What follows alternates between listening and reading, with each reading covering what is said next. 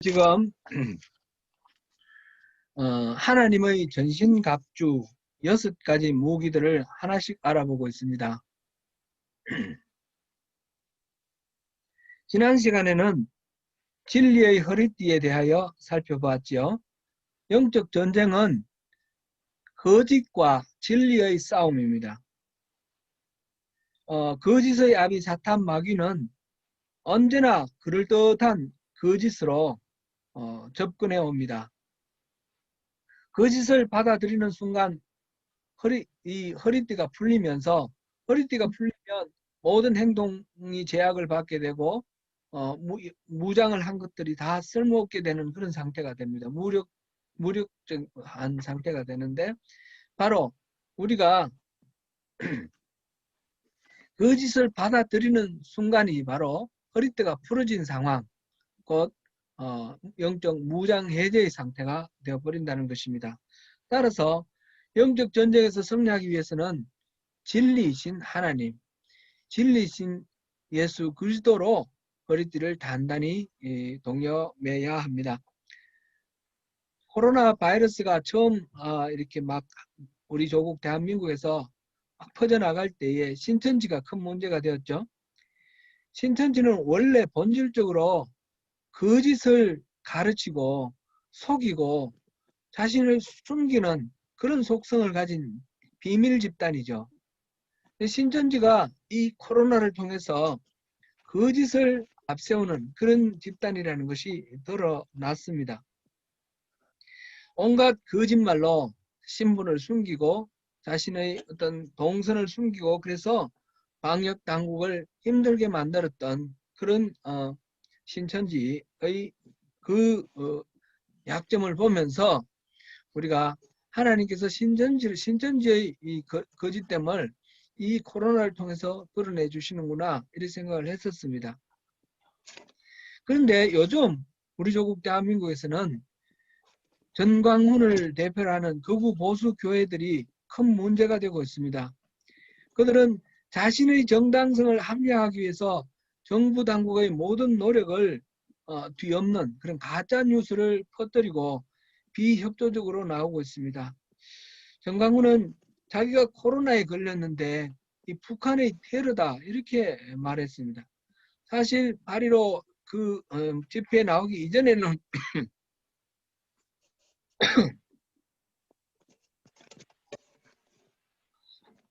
문 정권이 이 반정부적인 집회를 하지 못하게 하기 위해서 코로나 양성 확진율을 아주 마음대로 높여버리기 때문에 진단받으러 가지 마라, 이런 카톡을 이렇게 돌리고 하는 것을 보았습니다. 뉴스에서 보았습니다.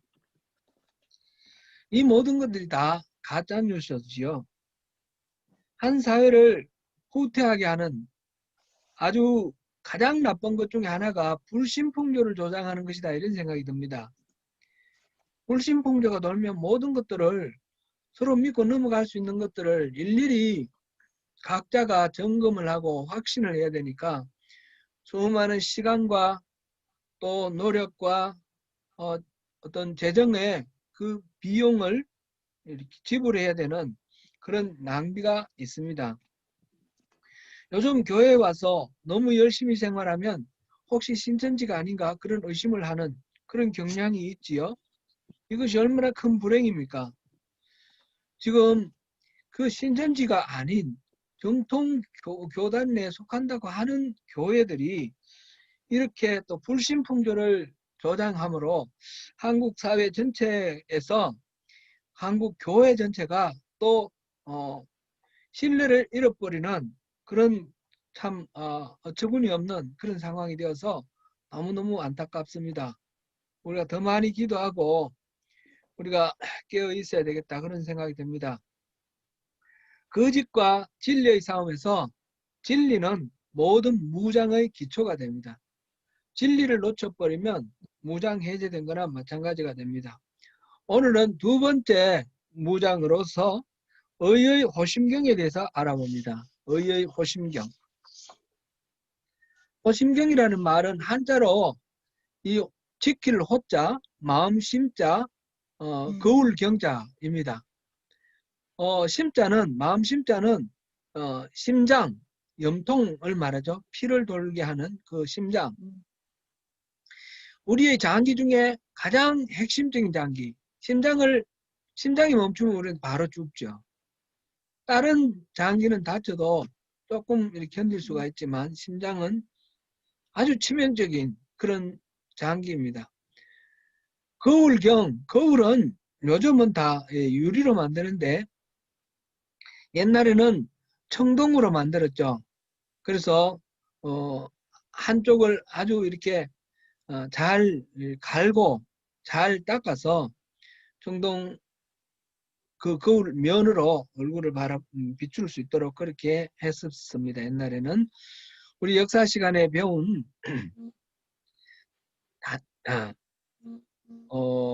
그 갑자기 이름이 생각이 안 나네요. 역사 시간에 배운 거 단유세문경이라는 게 있었죠. 단유세문경 이거는 고조선 시대 2400년 전에 만들어진 그런 청동 거울입니다. 그런 것도 있고 또 백제시대 문영왕릉에서도 거울이 나왔고 이런 거울들 조선시대도 청동 거울을 썼던 그런 유물이 있습니다. 그래서 호심경이라는 말은 우리 생명에 치명적인 영향을 주는 심장을 비롯한 이 내장을 보호하는, 그래서 가슴을 보호하고 등을 보호하는 이런 이 갑옷에 이 청동으로 거울을 만들어서 이렇게 다는 것처럼 앞판 뒷판 이렇게 단단한 판을 만들어서 이렇게 가리는데 그것을 호심경이라 부르는 것입니다. 호심경은 그러니까 장기 가운데 가장 치명적인 심장을 보호하기 위해 갑옷의 가슴 쪽에 붙이던 호신용 구리조각, 이렇게 정리할 수 있고, 예전의 우리말 성경 개역 한글에 보면 그것을 의의 흉배 이렇게 했는데, 흉은 가슴 흉자고 배는 등배자예요. 이것을 앞가슴과 등에 이렇게 붙이는 것, 그런 보호장구였습니다. 사람이 아무리 힘이 세고 용맹하더라도 심장을 칼이나 창, 화살로 찔리면 바로 목숨을 잃기 때문에 심장을 보호하는 그런 보호하는 것은 절대적입니다. 오늘날에도 이 심장을 다치지 않도록 하기 위해서 장비를 하죠. 군인들이나 또는 경찰이나 경호원들이나 보면 방탄복을 입지 않습니까? 그 방탄복이 바로 여기서 말하는 호심경이다, 이렇게 생각하면 되겠습니다. 영적 전쟁에서도 우리의 영적인 생명을 치명적으로 해칠 수 있는 그런 사단의 공격을 막는 그런 호심경이 필요한데, 그 호심경, 그것을 우리가 반드시 갖춰야 된다는 것입니다. 가장 치명적인 심장을 지키기 위해 호심경을 입듯이 우리에게 가장 치명적인 생명을 지키기 위한 보호장구로는 righteousness, 의를 우리 영적인 호심경으로 그렇게 삼아야 한다는 것입니다. 그래서 의의 호심경 이렇게 했습니다. 지지난주에 우리는 영적 싸움이 거짓과 진리의 싸움이라 그랬는데, 또 다른 측면에서 보면 이 영적 싸움은 의와 불의의 싸움이다, 이렇게 말할 수도 있습니다. righteousness와 unrighteousness, 이것이 싸우는 것이 바로 영적 전쟁입니다. 사탄 마귀는 하나님의 백성 그리스도인을 공격할 때 불의로 공격합니다. 우리가 만약 그 불의를 방어하기 위해서 불의한 수단을 쓴다면 이미 진 싸움입니다. 우리는 그 불의한 공격에 반드시 의로운 방법으로 맞서 싸워야지 우리가 이길 수 있습니다. 그렇다면 의다, 의롭다, 이 말은 무슨 말입니까? 의라는 말은 옳을 의자 아닙니까? 영어도 righteousness, 옳음 아닙니까? 잘못이 하나도 없이 완전하게 흠 없이 옳은 그런 것을 righteousness라고, 의라고 그렇게 말을 합니다. 그런데 일반적으로 무엇이 옳고 무엇이 그러냐 할 때 이것은 윤리적 규범, 이것은 시대와 장소, 때로는 사람들 주관에 따라서 달라지기도 합니다. 의라는 말하고 비슷한 말로 정의, 공의가 있습니다. 영어로는 justice. 이거는 재판에서 치우침이 없이 공명정대하게 판결을 내리는 것을 말합니다. 그런데 이 정의의 기준은 무엇입니까? 정의의 기준은 바로 의라는 것입니다. 시대와 장소에 따라 변하지 않는 의의 기준은 언제나 변함이 없이 똑같은 결론을 낼 수 있는 그런 기준은 바로 하나님의 의입니다. 하나님이 옳다 하시면 옳고 하나님이 그러다 하시면 그럽니다. 정의, 공의는 하나님의 속성이기도 합니다. 원래 하나님은 치우침이 없고 바르십니다. 그 기준이 되는 것이 하나님의 의입니다. 곧 의라는 말은 히브리 말로 체다카라는 그런 단어를 쓰고, 이 공의, 정의라는 말은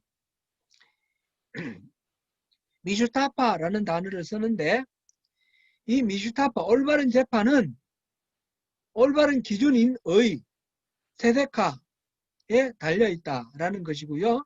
이 모든 것들이 시대와 장소, 주관적인 의견을 떠나서 언제나 동일하게 공동 바른 그런 판단, 의가 되기 위해서는 절대적인 기준이 필요한데, 그 절대적인 기준은 하나님의 의라는 것입니다. 인간은 그런 측면에서 보면 절대로 의롭다라고 말할 수가 없습니다. 인간에게는 완전하신 하나님과는 달리 허점도 많고 잘못도 많습니다. 그래서 로마서 3장 10절에서는 의인은 없나니 하나도 없다, 이렇게 말했습니다. 그런데 성경에는 의인이라는 말이 많이 나옵니다.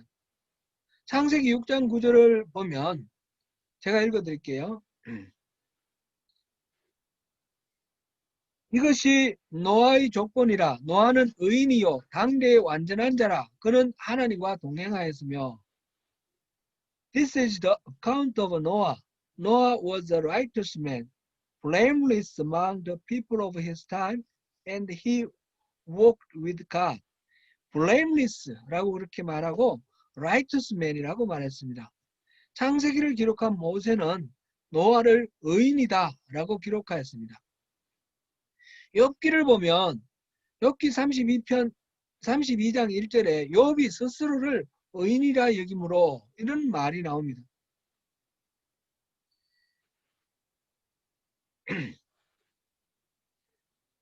예수님은 아벨을 의인이라 말씀하셨습니다. 마태복음 23장 35절입니다. 이사야는 의인의 길은 정직하며 정직하신 주께서 의인의 첩경을 평탄하게 하시도다. 이사야서 26장 7절 말씀입니다. 이렇게 말했습니다. 다윗은 시편 37편 27절에서 의인이 땅을 차지하며 거기서 영원히 살리로다 라고 말하였습니다. 잠언에서도 수많은 구절에서 의인을 말하고 있는데, 특별히 우리 잠언 24장 16절에서 의인은 7번 넘어져도 일어나려니와 악인은 재앙으로 말미암아 엎드러지느니라, 이런 말씀을 우리 지난번에 봤습니다. 사람이 어떻게, 많이는 의인은 없나니 하나도 없다 그랬는데 사람이 어떻게 의롭다는 말로 표현이 될 수 있을까요? 로마에서 이것은 기록된 바 오직 의인은 믿음으로 말미암아 살리라 함과 같으니라. 로마서 1장 17절 말씀입니다. 사람은 본질적으로 의로울 수 없지만 오직 믿음으로 말미암아 어렵다라는 평가를 받을 수 있게 된다는 것입니다. 그러므로 성경에서 어렵다는 말은 그 사람의 어떤 인격적인 상태를 말하는 것이 아니라 관계를 설명하는 말이 됩니다. 절대적인 의신 하나님과 올바른 관계를 맺고 있는 동안 하나님의 의가 사람들에게 나타나게 되고 그 상황을 어렵다라고 말합니다. 아담과 하와가 에덴 동산에서 하나님의 명령을 어기고 선악을 알게 하는 나무 실과를 따먹었을 때에 하나님께서 부르시니까 여호와 하나님의 낯을 피하여 동산 나무 뒤에 숨었습니다. 하나님과의 바른 관계를 맺고 있을 동안에는 하나님의 음성이 반갑고 기뻤었지만 하나님의 명령을 어기고 범죄함으로 하나님과의 관계가 깨어졌을 때 아담과 하와에게 하나님의 음성은 두렵고 싫었습니다. 하나님의 의를 입지 못하는 그의 존재 자체가 바로 죄이고 악이 되었습니다. 사단 마귀는 지금도 사람이 하나님과 올바른 관계를 맺지 못하도록 애를 쓰고 있습니다. 그렇게 되면 불의한 상태가 되고 자기들이 이기기 때문입니다. 이건 겉으로 드러난 어떤 종교의 행위를 얼마나 우리가 성실하고 경건하게 해내느냐라는 것과는 관계가 없는 말입니다. 실제로 우리 내면 우리 영혼이 하나님과 어떤 관계를 맺고 있느냐라는 것이 핵심입니다. 하나님 아불면 나한테 죽어라고 이렇게 상상도 할 수 없는 망발을 하면서 자기가 그만큼 하나님과 가깝다라고 그렇게 말을 했습니다. 하나님과 가까우면 그렇게 말할 수 있게 됩니까? 우리가 이 하나님과의 이 친밀함, 하나님과의 관계에 끊어지면 안 되는 우리 신앙의 핵심을 이야기하면서 이 친밀함과 동전의 양면으로 함께 가야 하는 것이 뭐라 하였습니까? 경외함입니다. 이 친밀함만 있고 경외함은 없다면 그 관계는 아무런 의미가 없습니다. 그런 친밀함 자체가 존재할 수가 없습니다. 경외함만 있고 친밀함이 없다면 그런 관계도 존재할 수가 없습니다. 경외함과 친밀함은 같이 있을 때 같이 존재하는 것입니다. 우리와 같이 하였던 한 목회자의 어처구니 없는 비행을 보면서 하나님과의 관계를 놓쳐버리면 얼마나 우스꽝스럽고 위험하게 되는지를 우리는 가까이서 목격하였습니다. 열왕기상 22장에 보면 아합 왕이 아람과의 전쟁에 나가서 그 갑옷의 솔기에 화살을 맞고 죽는 그런 장면이 나옵니다. 열왕기상 22장 34절입니다. 제가 읽어드리겠습니다. 한 사람이 무심코 활을 당겨 이스라엘 왕의 갑옷 솔기를 맞힌지라 왕이 그 병거 모으는 자에게 이르되 내가 부상하였으니 내 손을 돌려 내가 전쟁터에서 나가게 하라 하였으나 갑옷의 솔기는 뭡니까? 갑옷의 앞판과 뒤판을 잇는 그 부분이죠. 이연 부분에는 이 막는 이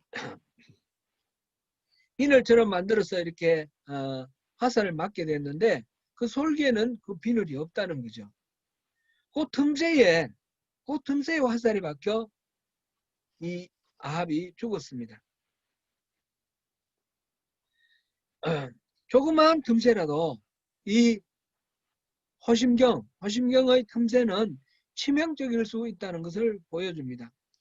우리가 지난 주일날 살펴본 아사왕도 여러 가지로 하나님을 기쁘시게 한 그런 선한 왕으로 평가를 받았습니다. 구서의 100만 대군을 하나님께 의지해서 하나님이 싸워주셔서 이기고 물리쳤습니다. 그런데 그 아사왕이 이스라엘의 공격을 막기 위해서 아람왕에게 뇌물을 바치고 동맹을 맺습니다. 이스라엘 그 군대를 바라보고 공포에 젖어들었습니다. 겁쟁이가 되어서 허겁지겁 아람 왕의 도움을 구합니다. 이것은 무엇을 말합니까? 그동안 그렇게 의지했던 하나님과의 관계를 잊어버린 상황입니다. 그 잘못을 지적하는 선지자 하나니를 감옥에 집어넣습니다. 아사 왕이 스스로 하나님을 맞선다라고 생각했을 리는 없다고 봅니다. 잘못된 길로 간 북왕국 이스라엘과 모든 우상을 타파한 유다 사이의 전쟁인데, 우상을 타파한 유다를 하나님이